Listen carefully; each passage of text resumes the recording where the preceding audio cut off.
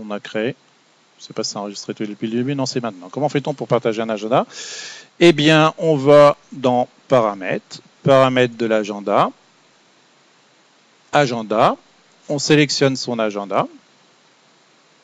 Et en haut à droite, on a un bouton qui s'appelle Partager cet agenda. D'accord? Et là, vous allez entrer l'adresse email de la personne à qui vous donnez l'autorisation du partage. Aussi simple que ça. Et c'est là que vous allez dire, évidemment, qu'est-ce que la personne voit. Est-ce qu'elle ne voit que le détail des événements? Est-ce qu'elle peut gérer vos événements, etc. D'accord?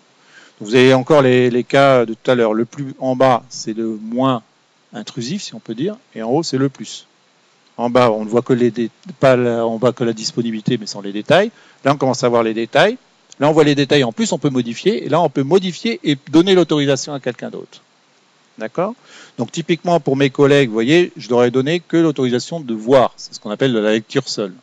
Hein? C'est-à-dire que mes collègues de boulot ou d'autres personnes voient les détails de l'événement. S'il y a quelqu'un qui n'a plus besoin de voir ou vous vous entendez plus, hein, une crise de calgon, eh bien, vous pouvez supprimer, cette personne d'ailleurs n'existe plus, donc c'est la fédération, vous pouvez supprimer comme ça